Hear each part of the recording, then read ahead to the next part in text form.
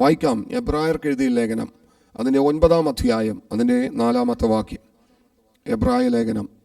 ഇതിൻ്റെ പൂർത്തീകരണം എങ്ങനെയായിരിക്കും എന്നെനിക്കറിയത്തില്ല, എന്നാൽ അല്പം നമുക്കൊന്ന് ചിന്തിച്ച് മുന്നോട്ട് യാത്ര ചെയ്യാം. എബ്രായ ലേഖനം 9-ാം അധ്യായം 4-ാമത്തെ വാക്യം. അതിൽ പൊന്നുകൊണ്ടുള്ള ധൂപകലശവും മുഴുവനും പൊന്നു പൊതിഞ്ഞ നിയമപ്പെട്ടകവും അതിനകത്ത് മന്ന ഇട്ടുവച്ച പൊൻപാത്രവും അഹരോന്റെ തളിർത്ത വടിയും നിയമത്തിന്റെ കൽപ്പലകകളും അതിനുമീതെ കൃപാസനത്തെ മൂടുന്ന. മതി 4-ാമത്തെ വാക്യം. 4-ാമത്തെ വാക്യത്തിൽ പൊന്നു പൊതിഞ്ഞ മുഴുവനും പൊന്നു പൊതിഞ്ഞൊരു പെട്ടകവും അതിൽ ഇട്ടുവെച്ചിരിക്കുന്ന 3 കാര്യങ്ങളെ നമ്മളൊന്ന് സ്തോത്രം പുറത്തെടുക്കാൻ ആഗ്രഹിക്കുകയാണ്. അതിൻ്റെ അകത്ത് ഇട്ടുവെച്ചിരിക്കുന്ന 3 കാര്യങ്ങളുണ്ട്. എന്തൊക്കെയാണ്? മന്ന ഇട്ടുവെച്ചിരിക്കുന്ന പൊന്നിൻ്റെ ഒരു പാത്രമുണ്ട്. മന്ന ഇട്ടുവെച്ചിരിക്കുന്ന പൊൻപാത്രം. അഹരോന്റെ തളിർത്ത വടിയുണ്ട്. സ്തോത്രം. നിയമത്തിന്റെ കൽപ്പലക. 3 കാര്യങ്ങളാണ് എബ്രായ ലേഖനം 9-ാം അധ്യായത്തിന്റെ 4-ാമത്തെ വാക്യത്തിൽ പറയുന്നത്. ഈ 3 കാര്യങ്ങളും വലിയ വിഷയങ്ങൾ ഉണ്ടാക്കിയ കാര്യങ്ങളാണ്. നമ്മൾ ഇന്ന് ആ വിഷയത്തെക്കുറിച്ച് ചിന്തിക്കാൻ പോകുന്നത്. ഈ 3 കാര്യങ്ങളും ഈ 3 വിഷയത്തെ ചൊല്ലിയും വലിയ പ്രശ്നങ്ങൾ, വലിയ പ്രതിസന്ധികൾ പഴയ കാലഘട്ടത്തിൽ ഉണ്ടായി എന്നുള്ളത് വചനം നമ്മളെ ആഴമായി പഠിപ്പിക്കുകയാണ്. എന്തിനു വേണ്ടിയാണ് ഇത് 3? സ്തോത്രം. എബ്രായ ലേഖനത്തിൽ പുതിയ നിയമ ദൈവസഭയിൽ സ്വർഗത്തിലെ ദൈവം പിന്നെയും ദൈവമക്കളാകുന്ന നമ്മൾക്ക് ഇതിന്റെ പ്രാധാന്യത്തെ തന്നതെന്ന് ചോദിക്കുമ്പോൾ, ഈ കഴിഞ്ഞ സമയങ്ങളിലാണ് ഞാനിത് വായിച്ച് ഒന്ന് പഠിക്കുന്ന സമയത്ത് ദൈവത്തിൻ്റെ ആത്മാവ് ഇടപെടുവാൻ ഇടയായിത്തീർന്നത്. പഴയ നിയമത്തിലെ അതേ അനുഭവങ്ങൾ തന്നെ പുതിയ നിയമത്തിലും ഉണ്ട്. ഇവിടെ കാണാൻ സാധിക്കുന്ന 3 കാര്യങ്ങളാണ് ഈ പെട്ടകത്തിൻ്റെ അകത്ത് ഇട്ടുവെച്ചിരിക്കുന്നത്. അതിൽ പൊന്നുകൊണ്ടുള്ള ധൂപകലശവും മുഴുവൻ പൊന്നു പൊതിഞ്ഞ നിയമപ്പെട്ടകവും. ഈ പെട്ടകത്തിൻ്റെ അകത്തുള്ള 3 കാര്യങ്ങളെക്കുറിച്ചാണ് നമ്മൾ ചിന്തിക്കാൻ പോകുന്നത്.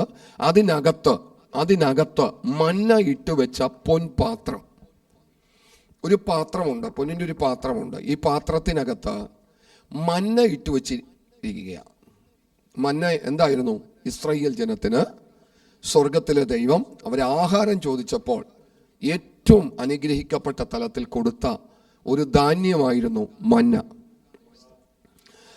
സ്തോത്രം. ഇത് പെറുക്കിയപ്പോഴും ഇത് കഴിച്ചുകൊണ്ടിരുന്നപ്പോഴും സ്തോത്രം പിന്നെയും അവർക്ക് കൊതിക്ക് മതി വന്നില്ല എന്ന് നമുക്ക് കാണുവാൻ സാധിക്കുന്നു. ഇന്ന് കർത്താവിൻ്റെ ദാസൻ ദൈവ പ്രാർത്ഥന ലീഡ് ചെയ്ത് ആരാധന ലീഡ് ചെയ്തതിന് തൊട്ടു മുമ്പ് ഇങ്ങനെ പറഞ്ഞു. 78-ാം സങ്കീർത്തനത്തിലെ ചില വാക്യങ്ങൾ. ഈ 78-ാം സങ്കീർത്തനത്തിൽ തന്നെ കാണാൻ സാധിക്കുന്നു. അവരുടെ കൊതിക്ക് മതി വന്നില്ല എന്ന് നമുക്ക് കാണാൻ സാധിക്കുന്നുണ്ട്. സ്തോത്രം. കർത്താവിൻ്റെ ദാസൻ എടുത്തത് സ്തോത്രം ആയുധം ധരിച്ച വില്ലാളികൾ യുദ്ധ ദിവസത്തിൽ പിന്തിരിഞ്ഞു പോയി എന്നുള്ളൊരു വാക്യമാണ് എടുത്തത്. പക്ഷെ ആ പുസ്തകത്തിൽ തന്നെ, ആ അധ്യായത്തിൽ തന്നെ കിടക്കുന്നുണ്ട് അവരുടെ കൊതിക്ക് എന്ത് ചെയ്തില്ല? മതി വന്നില്ല. സ്തോത്രം. മന്നക്കൊരു പ്രത്യേകതയുണ്ട്. സംഖ്യാപുസ്തകത്തിലേക്ക് വരുമ്പോൾ അവിടെ 11-ാം അധ്യായത്തിന്റെ 4 മുതലുള്ള വാക്യങ്ങൾ വായിക്കുമ്പോൾ അവിടെ സമ്മിശ്ര ജാതികളായിരിക്കുന്ന പലരും പറയാൻ തുടങ്ങി. അന്നേരം ഇവർ മന്ന കഴിക്കുന്നുണ്ട്. മന്നയുടെ ഗുണങ്ങളെക്കുറിച്ച് അവിടെ കൊടുത്തിട്ടുണ്ട് അല്പമായിട്ട്.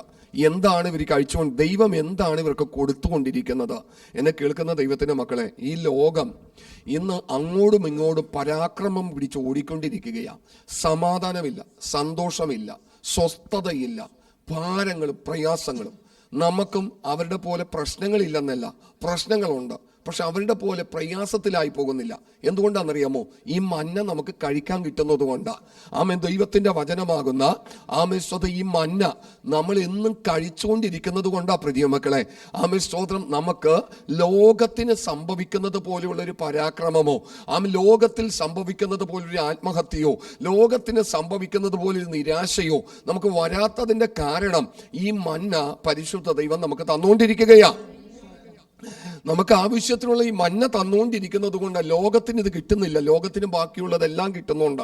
അവരുടെ കയ്യിൽ പണമുണ്ട്, അവരുടെ കയ്യിൽ അധികാരമുണ്ട്, ആമേൻ പലവിധമായ സോഴ്സുകൾ അവർക്കുണ്ട്. പക്ഷെ അവർക്ക് ഇല്ലാത്ത ഒന്നുണ്ട്, മന്ന കിട്ടുന്നില്ല. ആമേൻ ദൈവവചനം കിട്ടുന്നില്ല. ആമേൻ സ്തോത്രം. ഇവിടെ നമുക്ക് പലതിലും കുറവാണെന്നേ. ആമേൻ പലതും നമ്മുടെ കരത്തിലില്ല. അന്നന്ന് കൊണ്ട് മുന്നോട്ട് പോകുകയാ. പക്ഷെ നമുക്കൊന്നുണ്ട്. ആമേൻ സ്തോത്രം. ആമേൻ ശക്തിമാന്മാരുടെ ആഹാരം എന്ന പഴയ നിയമത്തിൽ മന്നയെ കുറിച്ച് പറയുന്നത്, എന്നാൽ പുതിയ നിയമത്തിൽ ആമേൻ ഇരുവായ്ത്തലയുള്ള ഏത് വാളിനേക്കാളും മൂർച്ചയേറിയതും ആമേൻ പ്രാണനെയും ആത്മാവിനെയും സന്ധി മജ്ജകളെയും വേർപിടിവിക്കും വരെ തുളച്ചു ചെല്ലുന്നതുമായുള്ള ഈ വചനത്താലാണ് പരിശുദ്ധ ദൈവം നമ്മളെ നിലനിർത്തിയിരിക്കുന്നത്. പ്രൈസലോ. ഈ വചനം ഉള്ളത് കൊണ്ടാണ് പ്രിയ മക്കളെ പലതിനെയും നമ്മൾ അതിജീവിക്കുന്നത്. വചനത്തിൽ ഇങ്ങനെയുണ്ട്, സ്വർഗത്തിലെ ദൈവം എന്റെ സ്ഥിതിക്ക് മാറ്റം വരുത്തും. ആമേ വചനത്തിൽ ഇങ്ങനെയുണ്ട്, അവൻ സമാധാനത്തിന് ദൈവം എനിക്ക് സമാധാനം തരും. വചനത്തിൽ ഇങ്ങനെയുണ്ട്, എന്റെ കണ്ണുനീര് അവൻ തുടച്ചു മാറ്റും. വചനത്തിൽ ഇങ്ങനെയുണ്ട്, എന്റെ ദുഃഖം അവൻ നൃത്തമാക്കി തീർക്കും. വചനത്തിൽ ഇങ്ങനെയുണ്ട്, എന്റെ ആകുലതകൾക്ക് അവൻ വിരാമമിടും. വചനത്തിൽ ഇങ്ങനെയുണ്ട്, സകല ഭാരവും ചിന്താകുലവും അവൻ ഏറ്റെടുക്കും. ഈ വചനം നമ്മളുടെ അകത്തളത്തിൽ ഉള്ളത് കൊണ്ടാണ് നമ്മൾ ഇങ്ങനെ നിലനിന്ന് പോകുന്നത്. ആമേ വേഗത്തിൽ ഒഴിച്ചു ഞാൻ വിടാം. ആമേ സ്തോത്രം. പല സ്ഥലങ്ങളിൽ നിന്നും ഓരോരോ വാക്യങ്ങൾ ഒന്ന് തൊട്ടുവിട്ട് പോകാം. ആമേ സംഖ്യാപുസ്തകം 11-ാം അധ്യായം 14 മുതലുള്ള വാക്യങ്ങൾ വായിക്കുമ്പോൾ അവിടെ ദുരാഗ്രഹികളായ സമ്മിശ്ര ജാതികളെ കുറിച്ച് പറയുന്നുണ്ട്. അത് വായിച്ചേ. പിന്നെ അവരുടെ ഇടയിലുള്ള സമ്മിശ്ര ജാതി ദുരാഗ്രഹികളായി ഇസ്രായേൽ മക്കളും വീണ്ടും കരഞ്ഞുകൊണ്ട് ഞങ്ങൾക്ക് തിന്മാൻ ഇറച്ചി ആർ തരും. ഇവരെന്ത് കഴിക്കുന്നുണ്ട്? ഇപ്പോ ആ മന്ന കഴിക്കുന്നുണ്ട്. മന്ന കഴിക്കുന്നു. ഇത് ഈ മന്നയെ കുറിച്ച് വചനം പറയുന്നത് ശക്തിമാന്മാരുടെ ഭക്ഷണം എന്ന് പറയുന്നത് ഏത് പുസ്തകത്തിലാണെന്നറിയാമോ? ഈ 78-ാം സങ്കീർത്തനത്തിലാണ്. കർത്താവിനദാസൻ ഇന്നെടുത്ത 78-ാം സങ്കീർത്തനത്തിന്റെ 25-ാം വാക്യം ഒന്ന് വായിച്ചേ. ആമേ സ്തോത്രം. നമ്മളതൊന്ന് ആമേ ചിന്തിച്ചു പോകാം. ആമേ 78-ാം സങ്കീർത്തനത്തിന്റെ 25-ാമത്തെ വാക്യം. മനുഷ്യർ ശക്തിമാരുടെ അപ്പം തിന്നു, ശക്തിമാന്മാരുടെ അപ്പം തിന്നു, അവൻ അവർക്ക് തൃപ്തിയാകുമെന്നും ആഹാരം അയച്ചു. മനുഷ്യർ ശക്തിമാന്മാരുടെ അപ്പം തിന്നു. ആമേൻ. ശക്തിമാന്മാർക്ക് കൊടുക്കുന്ന, തൻ്റെ ദൈവത്തിൻ്റെ ദൂതന്മാർക്ക് കൊടുക്കുന്ന ആ ആഹാരമായിരുന്നു ആമേ പഴയ നിയമ ദൈവമക്കൾക്ക് സ്വർഗത്തിലെ ദൈവം കൊടുത്തുകൊണ്ടിരുന്നത്. ആമേ അത് രാവിലെ അവർ ഉണരുമ്പോൾ കൂടാരവാതിക്കൽ ഒരു കോട്ട് മഞ്ഞ് ആമേ വിരിച്ചിട്ട് അതിൻ്റെ മുകളിൽ മഞ്ഞ ഇട്ടിട്ടുണ്ടാകും. ആമേ ഒരു അഴുക്കോ പൊടിയോ ആമേ മണ്ണോ പതിയാതിരിക്കാൻ ഒരു ലെയർ മഞ്ഞ് അതുമേൽ ഇട്ടിട്ട് അതിൻ്റെ മുകളിൽ ആ മഞ്ഞ ആമേ അവൻ വിതറിയിട്ടുണ്ട്. ആവശ്യത്തിന് ഇടങ്ങഴി വീതം എന്ത് ചെയ്യാം, പൊറുക്കാമായിരുന്നു, ആഹാരം കഴിക്കാമായിരുന്നു. അപ്പോ ഇവര് ഈ മന്ന ഭക്ഷിക്കുന്നുണ്ട്. പിന്നത്തേതിൽ ഇവരുടെ ചോദ്യം എന്താണെന്നറിയാമോ? ആമേസ്വതം ഞങ്ങൾക്ക് ആര് ആമേസ്വതം എന്തു തരും? ഇറച്ചി ആര് തരും? ആമേസ്വതം ഇവർ പറയുന്നത് ഞങ്ങൾ മിസ്രൈമിലായിരുന്ന സമയത്ത് ഇന്ന് പലരും ആമേസ്വതം ഈ വചനമൊക്കെ കുറെ നാളൊക്കെ കേട്ടൊക്കെ കഴിയുമ്പോൾ പഴയ പാരമ്പര്യത്തിലേക്ക് തന്നെ പോകുന്നതായിരുന്നു നല്ലത്. ആമേസ്വതം പഴയ പാരമ്പര്യത്തിലേക്ക് തന്നെ നിൽക്കുന്നതായിരുന്നു നല്ലത് എന്ന് ചിന്തിക്കും. ആമേസ്തോത്രം എന്ന് ചിന്തിക്കുന്ന പലരുടെ എണ്ണം ഈ കാലഘട്ടത്തിൽ, കോവിഡ് കാലഘട്ടം കഴിഞ്ഞ് ഈ കാലഘട്ടത്തിൽ ഏറെ കൂടിക്കൊണ്ടിരിക്കുകയാണ്. ആമേസ്തോത്രം. ഇവരാ സമ്മിശ്ര ജാതിയ ദുരാഗ്രഹികളാ. അവർ പറയുന്നത് ആമേസ്തോത്രം ഞങ്ങൾ അന്ന് മിസ്രൈമിലായിരുന്നപ്പോ വില കൊടുക്കാതെ വാങ്ങിച്ച, താഴേക്ക് വായിച്ചോ, ഞങ്ങൾ മിസ്രൈമിൽ വെച്ച് വില കൂടാതെ തിന്നിട്ടുള്ള മത്സ്യം, വെള്ളരിക്ക, മത്തങ്ങ, ഉള്ളി, ചുവന്നുള്ളി, ചുറ്റുള്ളി എന്നിവ ഞങ്ങൾ ഓർക്കുന്നു. ഇപ്പോഴോ ഞങ്ങളുടെ പ്രാണൻ പൊരിഞ്ഞിരിക്കുന്നു. ഓ സ്തോത്രം. പഴയ കാലഘട്ടത്തിലെ അനുഭവമായിരുന്നെങ്കിൽ, പാരമ്പര്യത്തിലായിരുന്നെങ്കിൽ എങ്ങനെ വേണമെങ്കിലും നടക്കാം, എന്ത് വേണമെങ്കിലും ചെയ്യാം, എവിടെ വേണമെങ്കിലും പോകാം.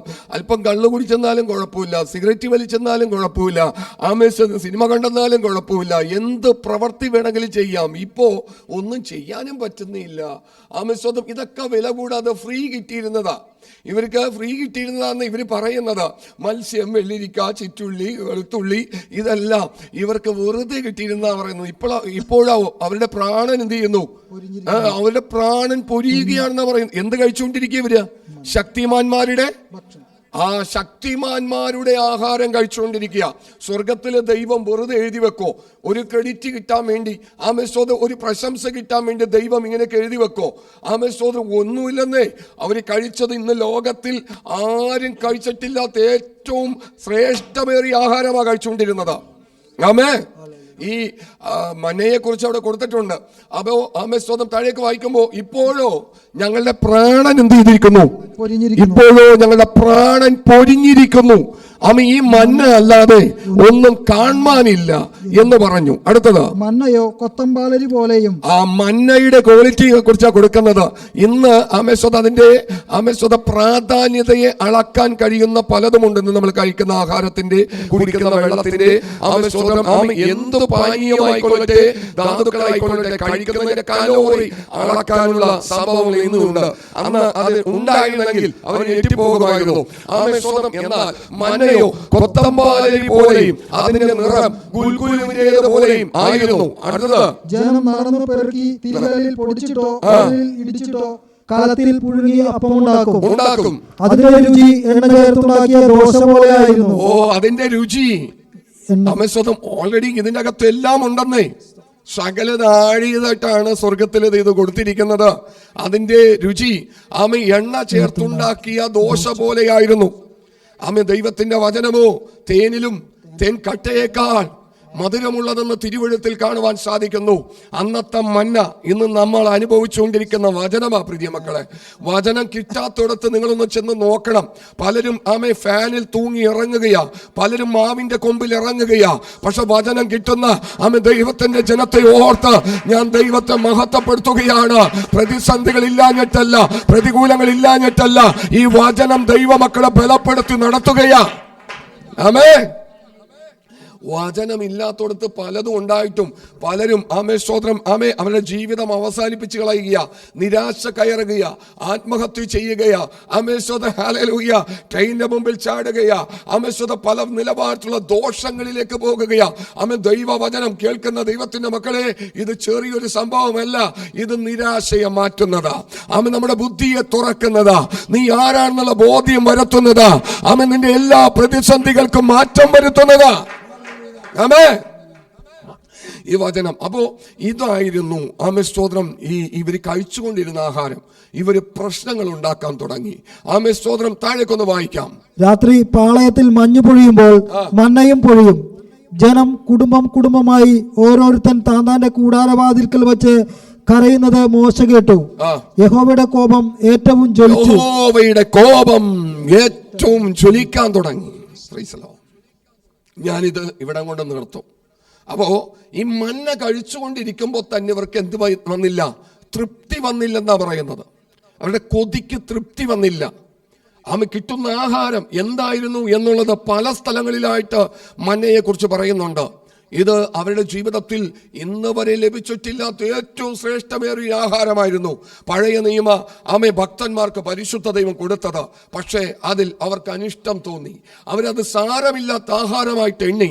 ആമേ സ്വർഗത്തിലെ ദൈവം പറഞ്ഞു, അത് ആമേ സ്വതിൽ പാത്രത്തിൽ ശേഖരിക്കുക, ആമേ സ്വതിൽ പൊൻപാത്രത്തിൽ ശേഖരിക്കുക, ആമേ ദൈവത്തിന്റെ പെട്ടകത്തിനകത്തളത്തിൽ അത് ഇരിക്കട്ടെ, ആമേ സ്വത് എന്ന് പറഞ്ഞുകൊണ്ട് അത് സൂക്ഷിച്ചു വെക്കാൻ ഇടയായിട്ടുണ്ട്. ഒരു പ്രശ്നങ്ങൾ ആമേ ഒരു പ്രതിസന്ധികൾ രൂപപ്പെട്ട സമയത്ത്, അല്ലെങ്കിൽ അതിനുശേഷം തലമുറകളൊന്ന് കണ്ട് ആമേ ഇതൊന്ന് മനസ്സിലാക്കേണ്ടതിനാൽ പരിശുദ്ധ ദൈവം അത് സൂക്ഷിക്കുവാനിടയായി തീർന്നു.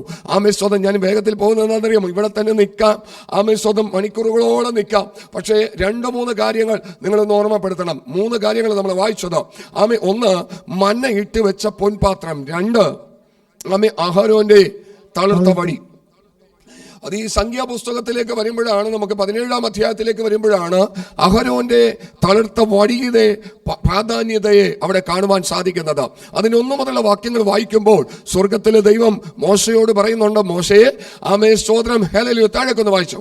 യഹോവ പിന്നെയും മോശയോട് അരുളി ചെയ്തത്, ഇസ്രായേൽ മക്കളോട് സംസാരിച്ച് അവരുടെ പക്കൽ നിന്ന് ഗോത്രം ഗോത്രമായി സകല ഗോത്ര പ്രഭുക്കന്മാരോടും ഓരോ വടി വീതം 12 വടി വാങ്ങി ഓരോരുത്തന്റെ വടിമേൽ അവന്റെ പേരെഴുതുക. ലേവിയുടെ വടിമേലോ അഹരോന്റെ പേരെഴുതണം. ഓരോ ഗോത്രത്തലവന് ഓരോ വടി ഉണ്ടായിരിക്കണം. സമാഗമന കൂടാരത്തിൽ ഞാൻ നിങ്ങൾക്ക് വെളിപ്പെടുന്ന ഇടമായ സാക്ഷ്യത്തിന്റെ മുമ്പാകെ അവയെ വയ്ക്കണം. മതി. ഈ വടിയൊക്കെ കൊണ്ടുവരാൻ പറഞ്ഞ കാര്യം എന്താണെന്നറിയോ? ആമേ സ്തോത്രം, ആ കാലഘട്ടത്തിൽ ശുശ്രൂഷയെ ചൊല്ലി വലിയ പ്രശ്നങ്ങളുണ്ടായി. മന്ന ഇട്ടുവെക്കാൻ സ്വർഗത്തിലെ ദൈവം പറഞ്ഞ കാര്യം എന്താണെന്നറിയാമോ? മന്നയെ ചൊല്ലി വലിയ വിഷയങ്ങളുണ്ടായി. ആഹാരത്തെ ചൊല്ലി വലിയ വിഷയങ്ങൾ ഉണ്ടായതുകൊണ്ടാണ് സ്വർഗത്തിലെ ദൈവം പറഞ്ഞത് ഇത് സൂക്ഷിക്കണം. അഹരോന്റെ തളർത്ത വടി എന്തിനാ സൂക്ഷിക്കുന്നത്? അതിനെ ചൊല്ലി വലിയ വിഷയം ഉണ്ടായിരുന്നു ആ കാലഘട്ടത്തിൽ. ആമേൻ, സ്തോത്രം. 16-ാം അധ്യായത്തിലേക്ക് വരുമ്പോഴാണ് അതിന്റെ 1 മുതലുള്ള വാക്യങ്ങൾ വായിക്കുമ്പോഴാണ് നമുക്ക് കാണുവാൻ സാധിക്കുന്നത് ശുശ്രൂഷകളെ ചൊല്ലി വലിയൊരു പ്രശ്നം അവിടെ രൂപപ്പെടുകയാണ്. സ്വർഗത്തിലെ ദൈവം പറഞ്ഞു, ആമേൻ, സ്തോത്രം, നമുക്കിതിനൊരു പരിഹാരം ഉണ്ടാക്കാം. ആമേൻ, കോരഹ്, ദാഥാൻ, അബീരാവ് എന്ന ഈ വ്യക്തിത്വങ്ങൾ ചേർന്ന് ആമേൻ ദൈവസഭയെ ശിഥിലമാക്കി പ്രശ്നങ്ങളിലേക്ക് കൊണ്ടുപോകാൻ തുടങ്ങി. ഒന്ന് വായിക്കാം നമുക്ക്.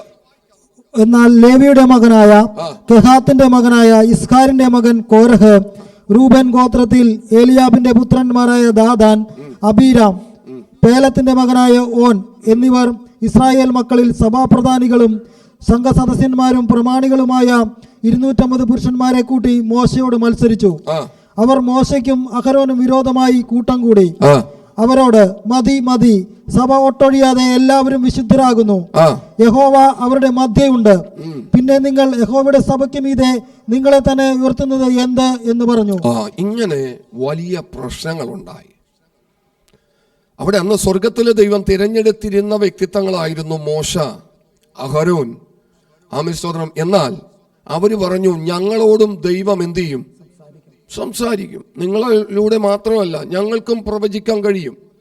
ഞങ്ങളോടും ദൈവം സംസാരിക്കും. ഞങ്ങൾക്കും നിങ്ങൾ ഈ ചെയ്യുന്ന പോലെയൊക്കെ ചെയ്യാൻ കഴിയും എന്ന് പറഞ്ഞുകൊണ്ട് വലിയൊരു കൂട്ടുകെട്ട് 250 പേരെ ചേർത്ത്, ആമേൻ, സ്തോത്രം, ഈ പറഞ്ഞ വ്യക്തിത്വങ്ങൾ ആ കാലഘട്ടത്തിൽ വലിയൊരു കൂട്ടുകെട്ടുണ്ടാക്കി.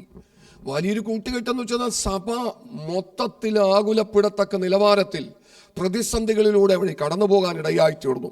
എന്തു ചെയ്യുമെന്ന് മോശക്കറിയത്തില്ല. എങ്ങനെ കാര്യങ്ങൾ പരിഹരിക്കുമെന്ന് അഹരോൻ അറിയത്തില്ല. അന്തം എന്തായി തീരുമെന്ന് ആമേശ്വത് അവർക്കറിയാതെ വണ്ണം ഒരു പരിഹാരം കണ്ടെത്താതിരിക്കുന്ന സമയത്ത് സ്വർഗത്തിലെ ദൈവം തന്നെ ഇറങ്ങി ആ വിഷയത്തിന്റെ മധ്യത്തിൽ ഒരു പരിഹാരം കൊടുക്കുകയാണ്. ആമേശ്വതം പിറ്റേ അധ്യായത്തിലേക്ക് നമ്മൾ ആദ്യം വായിച്ച 17-ാം അധ്യായത്തിലേക്ക് വരുമ്പോൾ ആമേ സ്വർഗത്തിലെ ദൈവം മോശയോട് പറഞ്ഞു, മോശേ, 12 ഗോത്രങ്ങളെയും നീ വിളിച്ചുകൊണ്ട് വരിക. 12 ഗോത്രത്തിൽ നിന്നും ഓരോ വടി എന്ത് ചെയ്യുക? എടുക്കാൻ പറയുക. ആമേ സ്തോത്രം. അഹരോന്റെ വടിയുമേൽ ലേവിയുടെ പേരെഴുതുക, ലേവി ഗോത്രത്തിന്റെ പേരെഴുതുക. ഇങ്ങനെ ഈ 12 വടികളും എന്റെ മുമ്പാകെ കൊണ്ടുവന്ന് വെക്കണം എന്ന് സ്വർഗത്തിലെ ദൈവം പറയുവാനിടയായി തീർന്നു. ആമേ സ്തോത്രം. ആമേ. ദൈവം പറഞ്ഞത് ഇങ്ങനെയാണ്, ഞാൻ തെരഞ്ഞെടുക്കുന്നവന്റെ വടി എന്ത് ചെയ്യും? തളിർക്കും. ആമേ. ഞാൻ തെരഞ്ഞെടുക്കുന്നവന്റെ വടി എന്ത് ചെയ്യും? തളിർക്കും. എന്നെ കേൾക്കുന്ന ദൈവത്തിന്റെ മക്കളെ, ഈ കാലഘട്ടത്തിലും ഒരു തെരഞ്ഞെടുപ്പുണ്ട്. ഈ കാലഘട്ടത്തിലും അത് സ്വർഗത്തിലെ ദൈവം പത്രോസ് എഴുതിയ ലേഖനത്തിൽ പറഞ്ഞ് നിങ്ങളുടെ വിളിയും തെരഞ്ഞെടുപ്പ് ഉറപ്പാക്കാൻ അധികം ശ്രമിക്കണം. ആ കാലഘട്ടത്തിലും അവർക്ക് ശ്രമിക്കാവുന്ന സാഹചര്യങ്ങളും സാധ്യതകളെല്ലാം ദൈവം അവരുടെ മുമ്പാകെ തുറന്നിട്ട് കൊടുത്തിട്ടുണ്ടായിരുന്നു. പക്ഷേ അവർ കലഹിക്കാൻ തുടങ്ങി, അവർ പ്രശ്നങ്ങൾ ഉണ്ടാക്കാൻ തുടങ്ങി, സഭ സ്പ്ലിറ്റ് ഉണ്ടാക്കാൻ തുടങ്ങി, കൂട്ടുകെട്ടുണ്ടാക്കി, ആളുകളെ ചേർത്ത് വട്ടം കൂട്ടി കാര്യങ്ങൾ ക്രമീകരിക്കാൻ ശ്രമിച്ചപ്പോൾ അതിന് പരിഹാരകനായിട്ട് എഴുന്നേറ്റത് സ്വർഗത്തിലെ ദൈവം തന്നെയായിരുന്നു. കാരണം അത് മനുഷ്യനെ കൊണ്ട് പരിഹരിക്കാൻ പറ്റുന്നതായിരുന്നില്ല. ഇന്നത്തെ പ്രശ്നങ്ങൾ അങ്ങനെ തന്നെയാ പ്രിയ മക്കളെ.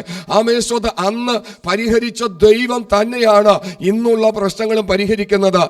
കാരണം അന്നത്തെ ഇസ്രായേൽ സഭ ദൈവത്തിന്റെ സഭയായിരുന്നു. ഇന്നത്തെ പുതിയ നിയമ ദൈവസഭ അത് യേശു ക്രിസ്തുവിന്റെ സഭയാണ്.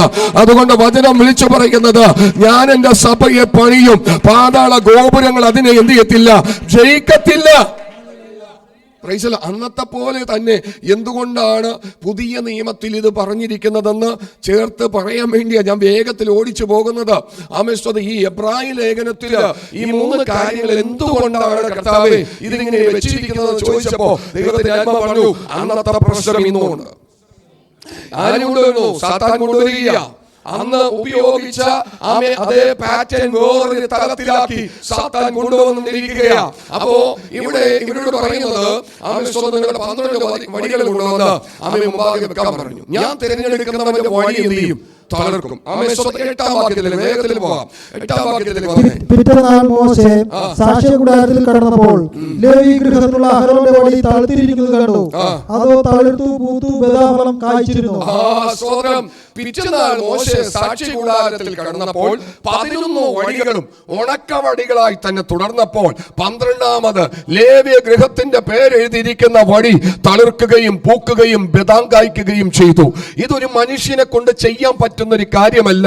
ആമേൻ. സ്തോത്രം. എന്നുള്ളത് ആ കാലഘട്ടത്തിലെ എല്ലാ സഭാ മൂപ്പന്മാർക്കും അറിയാവുന്ന ഏറ്റവും വലിയൊരു വസ്തുതയായിരുന്നു. മറ്റെന്ത് കാണിച്ചിട്ടും കാര്യമില്ല. ഇവർക്ക് മനസ്സിലാകത്തക്ക തലത്തിലുള്ള ഒരു കാര്യം ദൈവത്തിന് വെളിപ്പെടുത്തണം. എല്ലാവരുടെ വടി ആമേൻ ഒരേപോലെ ഇരിക്കുന്ന വടി, ഈ വടി എല്ലാം കൊണ്ടുപോയി ഒരു സ്ഥലത്ത് വെച്ചു. പക്ഷെ ഒരുത്തന്റെ വടി നോക്കിയപ്പോൾ അത് മേൽ ആമേൻ ബദാം കായ്ച്ചു കിടക്കുകയാ. അത് തളർത്തിട്ടുണ്ടായിരുന്നു, അത് പൂത്തിട്ടുണ്ടായിരുന്നു, അത് മേൽ ബദാം കായ്ച്ചു കിടക്കുകയാ. ആമേൻ. സ്തോത്രം. ആമേൻ. വേരില്ലാത്തൊരു വൃക്ഷം. Praise the Lord. ആമേൻ. ഇതിന് വേരില്ല പ്രിയ മക്കളെ. ആമേൻ. ദിവസങ്ങളോടെ ഒരു മണ്ണിൽ കുഴിച്ചിട്ടിട്ടുള്ള വടിയല്ല ഇത്. ആമേൻ. കമ്പ് കൊത്തി പിടിപ്പിച്ചിരിക്കുന്ന ഒരു വടിയല്ല ഇത്. ഇന്നലെ കൊണ്ടുപോയി വെച്ച ആമേൻ ആ ഒരു സംഭവം ഇന്ന് ആമേൻ പിറ്റേ ദിവസം രാവിലെ എടുത്തു നോക്കുമ്പോൾ അതിന്മേൽ ആമേൻ തളിർപ്പുണ്ടായിരുന്നു. ആമേൻ. അത് പൂത്തിട്ടുണ്ടായിരുന്നു, അത് ബദാം കായ്ച്ചിട്ടുണ്ടായിരുന്നു. ഇത് മാനുഷികമായി നടക്കോ പ്രിയ മക്കളെ? ഒരു ശുശ്രൂഷ എന്നെയും നിങ്ങളെയും പരമേൽപ്പിക്കുന്നത് ഇത് മാനുഷികതയല്ല. സർവശക്തനായ ദൈവമാണ് നിന്നെ തിരഞ്ഞെടുക്കുന്നതെങ്കിൽ നിന്റെ ജീവിതത്തിൽ അതിനുള്ള മാറ്റങ്ങൾ സ്വർഗത്തിലെ ദൈവം വരുത്തിയിരിക്കും. മറ്റുള്ളവർ കാണത്തക്ക നിലവാരത്തിൽ പരിശുദ്ധാത്മാവ് നിന്നെ പ്രസിദ്ധമാക്കും. നമ്മളാണോ ശുശ്രൂഷകന്മാരാകുന്നത്? നമ്മളെ ശുശ്രൂഷകന്മാരാക്കുകയാ ആര്? സ്വർഗത്തിലെ ദൈവം. ദൈവത്തിന്റെ വേലക്കാരനെ ആമേൻ ദൈവമാണ് തിരഞ്ഞെടുത്താക്കുന്നത്. അത് സ്വർഗത്തിലെ ദൈവം പ്രസിദ്ധപ്പെടുത്തുകയും ചെയ്യും. ആമേൻ. ഇവനെ ഞാൻ എന്ത് ചെയ്തിരിക്കുന്നു? ആമേൻ. ദൈവത്തിന്റെ വേലക്കാരനാക്കി മാറ്റിവെച്ചിരിക്കുന്നു. ആമേൻ. ജനങ്ങളാൽ തിരഞ്ഞെടുക്കപ്പെടുന്ന ഒരു MLA. ആമേൻ. ഇദ്ദേഹം ആമേൻ സത്യപ്രതിജ്ഞ ചെയ്യാൻ വേണ്ടി കടന്നു പോകുമ്പോൾ അദ്ദേഹത്തിന്റെ കരത്തിൽ ആമേൻ ഒരു ലിസ്റ്റ് കൊടുത്തിട്ടുണ്ടാകും, പ്രതിജ്ഞാവാചകങ്ങൾ. പക്ഷെ ചൊല്ലിക്കൊടുക്കാൻ അപ്പുറത്തൊരു ശ്രേഷ്ഠ മനുഷ്യനെ ആക്കി വെച്ചിട്ടുണ്ടാകും. ജനത്തിനു മുമ്പാകെ വിളിച്ചു പറയുകയാണ്, ആമേൻ, ഈ സർക്കാർ, ഈ ഭരണകൂടം ഇദ്ദേഹത്തെ ജനത്തിന്റെ പ്രതിനിധിയായിട്ട് ഇന്ന ഡിസ്ട്രിക്റ്റിൽ MLA ആയിട്ട് എന്ത് ചെയ്യുക? നാമകരണം ചെയ്യുക, പ്രസിദ്ധപ്പെടുത്തണം എന്നുള്ളത് ആമേൻ രാജ്യത്തിന്റെ ഒരു ഉത്തരവാദിത്തമാ. അങ്ങനെയെങ്കിൽ സ്വർഗത്തിലെ ദൈവത്തിന്റെ വേലക്കാരനായിരിക്കുന്ന നിന്നെ ദൈവത്തിന്റെ വേലക്കാരനെന്ന് നാമകരണം ചെയ്യുന്നത് സ്വർഗത്തിലെ ദൈവത്തിന് ഉത്തരവാദിത്തമാണ്. നീ അല്ലാതെ ചെയ്യേണ്ടത് പരിശുദ്ധ ദൈവം ചെയ്യും. അങ്ങനെ ചെയ്യും. അങ്ങനെയാണ് ഇന്ന് വരെ നമുക്ക് കാണാൻ സാധിക്കുന്നത്. നിങ്ങളിൽ അതിനുള്ള കഴിവും തികവും പ്രാപ്തി എല്ലാം പരിശുദ്ധ ദൈവം തരും. ആമേ. കഴിഞ്ഞ 2 ആഴ്ചകൾക്ക് മുമ്പേ ആമേ ദൈവത്തിന്റെ ആത്മാവ് നമ്മളോട് ഇങ്ങനെ പറഞ്ഞു. അബ്ശാലോം പറഞ്ഞു, ഞാൻ രാജകുമാരനായിരിക്കുന്നു, ഞാൻ രാജാവായിരിക്കുന്നു. ആമേ. അദോനിയാവ് പറഞ്ഞു, ഞാനും രാജാവായിരിക്കുന്നു. രാജാവായോ? ഇല്ല, അത് അവര് പറഞ്ഞതായിരുന്നു. പക്ഷേ ഒരുത്തൻ രാജാവായി. ആമേ. അത് പറയേണ്ടവരെ കൊണ്ട് ദൈവം പറയിപ്പിച്ചതാ. Price the Lord. അങ്ങനെയാ അത് നിലനിൽക്കുന്നതാന്ന്. ആമേൻ. നാമായിട്ട് തിരഞ്ഞെടുത്ത നിലനിൽക്കത്തില്ല.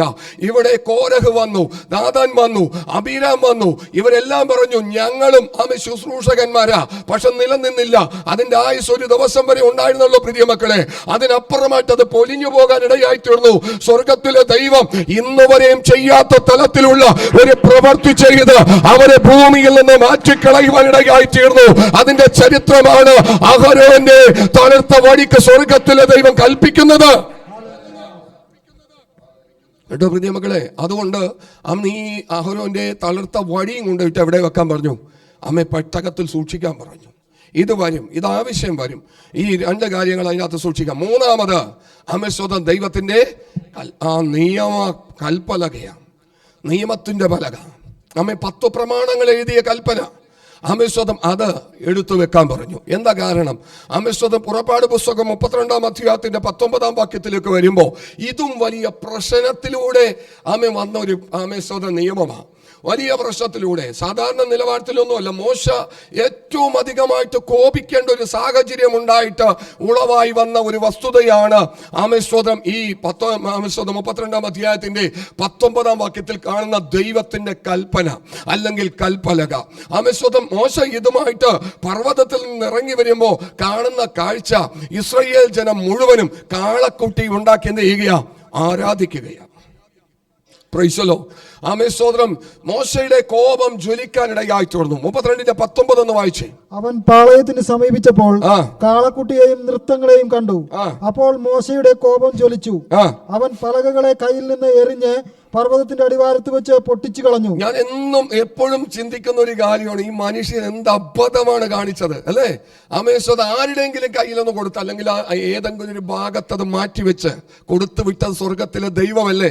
ആമേശ്വത് ഏതെങ്കിലും ഒരു ഭാഗത്ത് മാറ്റിവെച്ച് ആമേശ്വത് അവനോട് പ്രതികരിക്കണമെങ്കിൽ പ്രതികരിച്ചതിന് ശേഷം ആമേശ്വത കൽപ്പലകയും എടുത്ത് അവന്റെ കൂടാരത്തിലേക്ക് പോകാമായിരുന്നു. പക്ഷെ സംഭവിച്ചതോ, ആ ആമേശ്വത കൽപ്പലക അന്ന് അവൻ തകർത്തു കളയുവാനിടയായി തീർന്നു.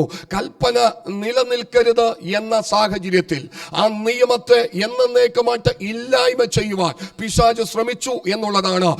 ഞാനും നിങ്ങളും ഒരു കൽപ്പനക്കുള്ളിലാണ് നിൽക്കുന്നത്. ഞാനും നിങ്ങളും ഒരു പ്രമാണത്തിനുള്ളിലാണ് നിൽക്കുന്നത്. പഴയ നിയമ വിശ്വാസികളെ തകർത്ത് കളയാൻ ശ്രമിച്ചതുപോലെ പുതിയ നിയമ ഭക്തന്മാരെ തകർത്ത് കളയുവാൻ, കൽപ്പനകളിൽ നിന്ന് ഇല്ലായ്മ ചെയ്യുവാൻ, ആ പ്രമാണത്തിൽ നിന്ന് മാറ്റിക്കളയുവാൻ ഇന്ന് രാത്രിയും ശത്രുവായവൻ ശ്രമിച്ചുകൊണ്ടിരിക്കുകയാണ്. ആമേൻ. സ്വർഗത്തിലെ ദൈവം പറഞ്ഞു, ഇത് നീ സൂക്ഷിക്കണം.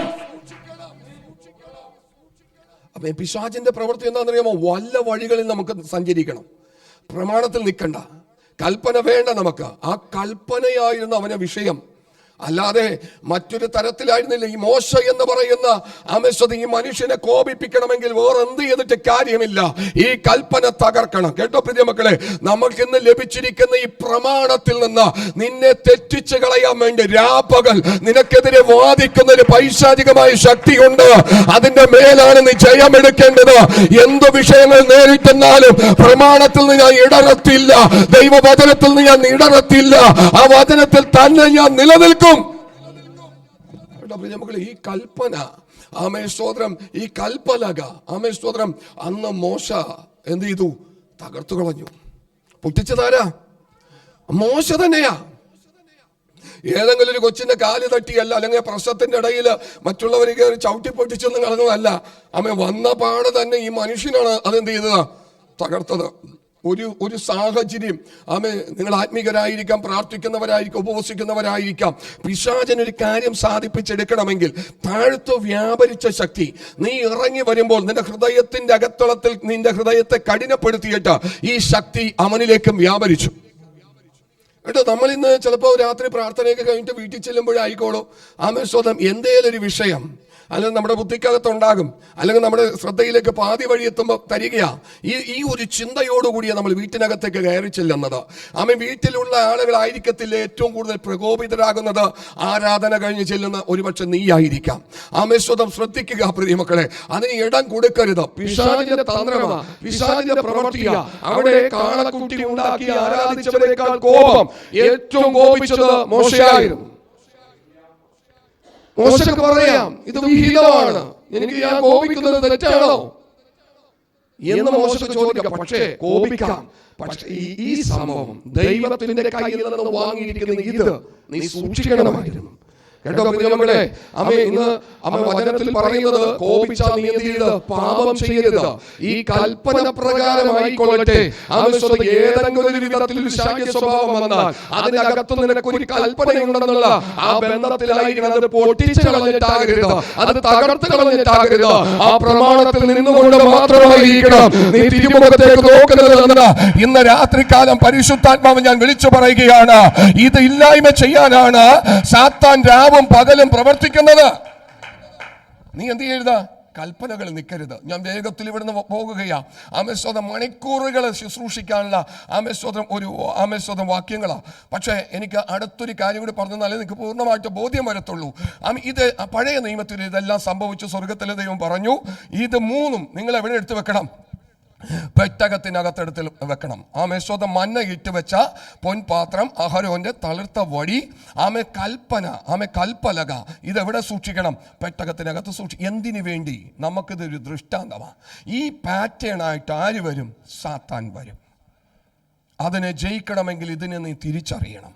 എവിടെ വന്നു? യേശു 40 രാവും 40 പകലും. അന്ന് മോശ 40 ദിവസം യഹോവയായ ദൈവത്തോട് കൂടെയായിരുന്നു. സ്തോത്രം. അന്ന് ഈ ഇസ്രായേൽ ജനം പറയുന്നുണ്ട്, ഞങ്ങളെ നടത്തിക്കൊണ്ടുവന്ന മോശയെ 40 ദിവസമായിട്ട് ഞങ്ങൾ കാണുന്നില്ല. അതുകൊണ്ട് ഞങ്ങൾക്കൊരു ദൈവത്തെ വേണം.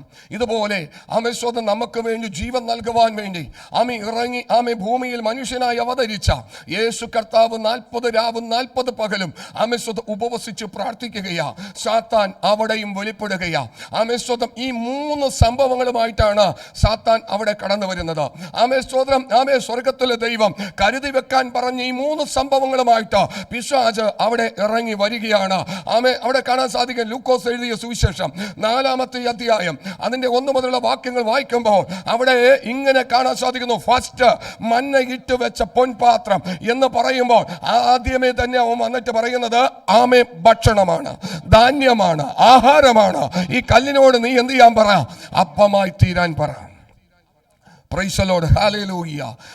ഇതിന്റെ മേൽ ഒരു ജയം വേണം. Price the Lord. എന്നെ കേൾക്കുന്ന ദൈവത്തിന്റെ മക്കളെ, സ്വന്തം ഈ വിഷയത്തിന്റെ മേൽ ഉപജീവന ചിന്തകൾ നമ്മളെ ഭരിക്കരുത്. യേശു അതിനെ ജയിച്ചു. യേശു നമുക്ക് കൽപ്പന തന്നു.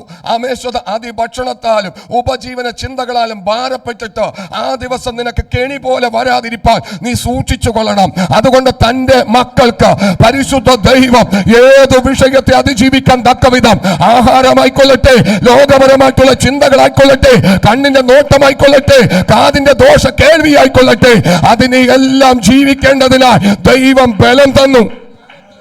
യേശു കൃപ തന്നു. ആമേൻ. പിശാച് കൊണ്ടുവരുന്ന ഈ പാറ്റേൺ നിന്റെ ജീവിതത്തിൽ ഫലിക്കരുത്, ഫലിക്കാൻ പാടില്ല. അത് നിമിത്തം മുന്നമേ തന്നെ യേശു കർത്താവ് അതിന്മേലൊരു ജയം കൽപ്പിക്കുകയാ. ഇവൻ വന്ന് ചോദിക്കാൻ പറയുന്നത്, ഈ കല്ലിനോട് എന്ത് ചെയ്യാൻ പറ? അപ്പമായി തീരാൻ പറ. ആഹാര വിഷയങ്ങളാ പ്രിയ മക്കൾ. ഇന്ന് ഏറെക്കുറെ ദൈവ മക്കളെ ആത്മീകത്തിൽ താഴത്തേക്ക് കൊണ്ടുപോകുന്ന ഒരേ ഒരു വിഷയമാണ് ഉപജീവന ചിന്ത. ഹല്ലേലൂയ. ഭക്ഷണകാര്യം, നാളെക്കുറിച്ചുള്ള ചിന്ത, നാളെക്കുറിച്ചുള്ള വിചാരം, എന്ത് തിന്നും, എന്ത് കുടിക്കും, എന്തുടുക്കും, ഇതിനപ്പുറമായിട്ട് മറ്റൊന്നുമില്ല. വരിവാരിക്കുന്ന കാര്യങ്ങളെക്കുറിച്ചുള്ള ചിന്ത ഇതുമേൽ ഭാരപ്പെടുത്തുകയാണ്. പിശാച് വന്നിട്ട് പറഞ്ഞു, ഈ കല്ലിനോട് നീ എന്ത് ചെയ്യണം? അപ്പമായി തീരാൻ കൽപ്പിക്കണം. വായിച്ചു വേഗത്തിൽ 3-ാമത്തെ വാക്യം വായിച്ചു. അപ്പോൾ പിശാച് അവനോട്, നീ ദൈവപുത്രനെങ്കിൽ ഈ കല്ലിനോട് അപ്പമായി തീരുവാൻ കൽപ്പിക്ക എന്ന് പറഞ്ഞു. യേശു അവനോട്, മനുഷ്യൻ അപ്പം കൊണ്ട് മാത്രമല്ല ജീവിക്കുന്നത് എന്ന് എഴുതിയിരിക്കുന്നു എന്ന് ഉത്തരം പറഞ്ഞു. അതുമേൽ ജയിക്കുകയാണ്. സ്തോത്രം. പിശാച് പറയുന്നത്, സ്തോത്രം, ഈ കല്ലിനോട് അപ്പമായി, എടാ എന്റെ കുഞ്ഞുങ്ങൾക്ക് ഭക്ഷണം ഇല്ലെങ്കിലും മനുഷ്യപുത്രൻ അപ്പം കൊണ്ട് മാത്രമല്ല യഹോവയുടെ വായിൽ നിന്ന് വരുന്ന സകല വചനം കൊണ്ട് ജീവിക്കും. ദുഷ്ട പിശാചേ, നിനക്ക് എന്റെ മക്കളെ തോൽപ്പിക്കാൻ കഴിയത്തില്ല. എന്നിൽ വിശ്വസിക്കുന്ന ദൈവജനത്തിന് നിനക്ക് തകർക്കാൻ പറ്റത്തില്ല. അവർക്ക് 1, 2, 3, 4, 5, 10 ദിവസം ആഹാരമില്ലെങ്കിലും, അവരുടെ ജീവിതത്തിൽ ഒരു കാര്യം നടന്നില്ലെങ്കിലും, പ്രൈസ് ദി ലോർഡ്, അവരെന്നെ സേവിക്കും, എന്നെ ആരാധിക്കും. സ്തോത്രം. 2-ാമത്തെ വിഷയം അഹരോന്റെ തളിർത്ത വടിയ അധികാരത്തെ കാണിക്കുന്നത്. സ്തോത്രം. 2-ാമത്തെ വിഷയം യേശുവിന്റെ അടുക്കലേക്ക് പിശാച് കൊണ്ടുവരികയാ. ഒന്ന് വായിക്കാം താഴേക്ക്. പിന്നെ പിശാച് അവനെ മേലോട്ട് കൂട്ടിക്കൊണ്ടുപോയി ലോകത്തിലെ സകല രാജ്യങ്ങളെയും ക്ഷണനേരത്തിൽ അവന് കാണിച്ചു. ഈ അധികാരമൊക്കെയും അതിന്റെ മഹത്വവും നിനക്ക് തരാം, അത് എങ്കൽ ഏൽപ്പിച്ചിരിക്കുന്നു. സ്തോത്രം. ഹല്ലേലൂയ. സകല അധികാരവും എനിക്കുള്ളതാ. അന്ന് ദാതാനും അബീരാബും കോരഹും കൂടി വന്നിട്ട് പറഞ്ഞു, സ്തോത്രം, ഞങ്ങളും ഒട്ടൊഴിയാതെ ഈ കാണുന്ന ബാക്കിയുള്ള ഈ കൂടെയുള്ള ആളുകൾക്കൊക്കെയും ഇതുപോലത്തെ കഴിവും തികവും ഒക്കെ ഉണ്ട്. സ്തോത്രം. നിനക്ക് മാത്രമല്ല. സാത്താൻ യേശുവിന്റെ അടുക്കൽ കടന്നു വരിക. കൊലോസ്യ ലേഖനത്തിൽ പറയുന്നു, അവൻ മുഖാന്തരവും അവനായിട്ടും സകലതും നിർമ്മിക്കപ്പെട്ടിരിക്കുകയാ. സകല അവനെ കൂടാതെ ഒന്നും ഉളവായിട്ടില്ല. അപ്പോൾ പിശാച് വന്നിട്ട് വിളിച്ചു പറയുന്നത്, ഇല്ല, അധികാരം എനിക്ക് ഇല്ല. യേശു പറഞ്ഞു, യേശു അതിന്മേൽ ജയമെടുക്കുകയാണ്. പിശാച് കൊണ്ടുവരുന്ന വെല്ലുവിളികളെ കർത്താവ് നിഷ്കരണം ജയിച്ചുകൊണ്ട് തന്റെ മക്കൾ ആ വലയിൽ വീഴാതെ വണ്ണം ഇന്നും ദൈവം സൂക്ഷിക്കുകയാ. ഇന്ന് ഏറ്റവും കൂടുതൽ ദൈവമക്കൾ പെട്ടുപോകുന്നത് എവിടെയെന്നറിയാമോ? അധികാരത്തിലെ കസേരകളിയിലാ. 10 പേര് കൂടുന്ന ഒരു ദൈവസഭയിൽ അധികാരമുള്ള ചിലരൊക്കെ എഴുന്നേക്കും, ഞാൻ ഇന്ന ആളാ, ഞാൻ ഇന്നാള്, എനിക്ക് ഇന്ന അധികാരമുണ്ട്. ആമേ സ്തോത്രം, ഹല്ലേലൂയ. ദൈവസഭയിൽ ആമേ എന്നെ കേൾക്കുന്ന ദൈവത്തിന്റെ മക്കളെ, സഭയ്ക്ക് വേണ്ടി ചുമല് കൊടുക്കുന്ന നിങ്ങളെ ഓർത്ത് ഞാൻ ദൈവത്തെ സ്തുതിക്കുകയാ. അങ്ങനത്തെ ഒരു അധികാരം ഇന്ന് വരെയും ഇതിനകത്ത് ആരും പറഞ്ഞിട്ടില്ല. ആമേ പറയാത്തതിനെ ഓർത്ത് ഞാൻ ദൈവത്തെ മഹത്വപ്പെടുത്തുകയാ. പക്ഷെ മറ്റു ദൈവസഭകളിൽ അങ്ങനെയല്ല. ആമേ സ്തോത്രം, കാരണം ഇവന്റെ പദ്ധതിയാ, സാത്താന്റെ പദ്ധതിയാ. പ്രിയ മക്കളെ, അധികാരം വേണം, അധികാരം വരുത്തണം. ആമേ സ്തോത്രം. ഈ കാണുന്നതൊക്കെ എന്റേതാ, എന്നെ വീണൊന്ന് നമസ്കരിച്ചതൊക്കെ നിനക്ക് തന്നേക്കാം, ഇതിന്റെ അധികാരി ഞാനാ. യേശു അതുമേൽ എന്ത് ചെയ്തു? ജയിച്ചു. യേശു അതുമേൽ ജയിക്കണം. പ്രിയ മക്കളെ, ഓരോ അധികാരവും വേണ്ടെന്നേ. ആമേ ഈ ഭൂമിയിൽ എങ്ങനെയെങ്കിലും പിടിച്ചു എന്നല്ല, പിടിക്കാമെന്ന് വെച്ച് ഓടുന്നതേ ഉള്ളൂ. അപ്പ നിന്റെ അടുക്കൽ എത്തിച്ചേരാൻ തക്ക വിധം ഒരധികാരവും വേണ്ട. നിന്റെ നാമത്തിന്റെ മഹത്വത്തിന്, രാജ്യത്തിന്റെ കെട്ടുമണിക്കുമാ ആമേ ഞാൻ ചെയ്യേണ്ടത് പോലും ചെയ്തിട്ടില്ല, ഞാൻ അപ്രയോജന വൃത്തിനത്ര എന്ന് പറഞ്ഞുകൊണ്ട് എത്ര പേർക്ക് അവന്റെ സന്നിധിയിലേക്ക് അടുത്ത് ചെല്ലാൻ കഴിയും? അന്നത്തെ അതേ സംഭവം തന്നെ വേറൊരു വിധത്തിൽ ആമേ പിശാച് കൊണ്ടുവന്നിടുകയാ. നിങ്ങൾക്ക് മനസ്സിലാകുന്നുണ്ട് പറയുന്നത്? പഴയ നിയമത്തിലെ കാര്യങ്ങൾ സ്വർഗത്തിലെ ദൈവം പറഞ്ഞു ഇത് സൂക്ഷിക്കണം. ആമേ സ്വതം, ഇത് എവിഡൻസാ, ഇത് തെളിവാ. അന്നത്തെ പോലെയുള്ള പ്രശ്നങ്ങൾ ഈ കാലഘട്ടത്തിൽ ഉണ്ടാകും. നിങ്ങൾക്ക് ഇത് വെച്ച് പഠിക്കാൻ കഴിയും, ഇത് വെച്ച് അളക്കാൻ കഴിയും. ആമേ സ്വതം, ഇതൊരു അളവുകോല. അതുകൊണ്ട് ഇത് മൂന്നും സൂക്ഷിക്കണം. മഞ്ഞയിട്ട് വെച്ച പൊൻപാത്രവും, ആമേ സ്വത അഹരോന്റെ തളിർത്ത വടിയും, ആമേ സ്വത കൽപ്പന. അടുത്തൊരു വിഷയത്തിലേക്ക് അവൻ വരികയാ, പ്രമാണമാ. വായിച്ചോ. പിന്നെ അവൻ അവനെ യെരൂശലേമിലേക്ക് കൂട്ടിക്കൊണ്ടുപോയി ദൈവാലയത്തിന്റെ അഗ്രത്തിന്മേൽ നിർത്തി അവനോട്, നീ ദൈവപുത്രനെങ്കിൽ ഇവിടെ നിന്ന് താഴോട്ട് ചാടുക. നിന്നെ കാപ്പാൻ അവൻ തന്റെ ദൂതന്മാരോട് നിന്നെക്കുറിച്ച് കൽപ്പിക്കുകയും നിന്റെ കാൽ കല്ലിനോട് തട്ടാതെ വണ്ണം അവർ നിന്നെ കയ്യിൽ താങ്ങിക്കൊള്ളുകയും ചെയ്യും എന്നെഴുതിയിരിക്കുന്നുവല്ലോ എന്ന് പറഞ്ഞു. യേശു അവനോട്, നിന്റെ ദൈവമായ കർത്താവിനെ പരീക്ഷിക്കരുത് എന്ന് അരുളി ചെയ്തിരിക്കുന്നു. വചനമാ, കൽപ്പനയാ. ആമേൻ. എന്തു വിഷയങ്ങൾ നേരിട്ടെന്നാലും പ്രിയ മക്കൾ, എത്ര ഉയരത്തിലേക്ക് നീ പോയെന്നാലും, എത്ര താഴത്തേക്ക് നീ വന്നെന്നാലും, പ്രമാണത്തിൽ നിന്ന് എന്ത് ചെയ്യരുത്? ഇടം വലം തിരിഞ്ഞേക്കരുത്. ആമേൻ സ്തോത്രം. യേശുവിനെ ഏറ്റവും മുകളിലേക്ക് കൊണ്ടുപോയി. ഇന്ന് ദൈവമക്കൾ, ദൈവജനം, ദൈവദാസന്മാരടക്കം ഇടിഞ്ഞു വീണുകൊണ്ടിരിക്കുന്ന ഒരു പട്ടികയാണ്. ഏറ്റവും ഉയരങ്ങളിലേക്ക് കൊണ്ടുപോകും. സാമ്പത്തികമായിട്ട് ഏറ്റവും അധികം ഉയർത്തും, ആധികാരികമായിട്ട് ഏറ്റവും അധികം ഉയർത്തും, ശ്രേഷ്ഠപരമായിട്ട് ഏറ്റവും അധികം ഉയർത്തും.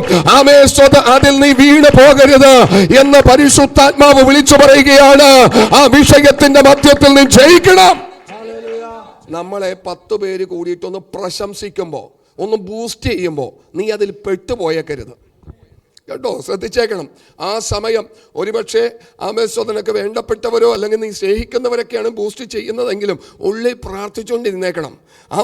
ആ ശക്തി അങ്ങ് ശാസിച്ചേക്കണം. അത് നല്ലതല്ല പ്രിയ മക്കളെ. ഒരു പ്രശംസ നമുക്ക് കിട്ടുന്നത് നല്ലതല്ല. പ്രശംസ മുഴുവനും സ്വർഗത്തിലെ ദൈവത്തിന് പോകട്ടെ. അവൻ നിന്നെ ഇന്ന് ആക്കി വെച്ചിരിക്കുന്നത് സ്വർഗത്തിലെ ദൈവമാണ്. നിന്റെ കഴിവോ തികവോ പ്രാപ്തിയോ ബലമോ ഒന്നുമല്ല, പരിശുദ്ധ ദൈവത്തിന്റെ ദയയാണ്.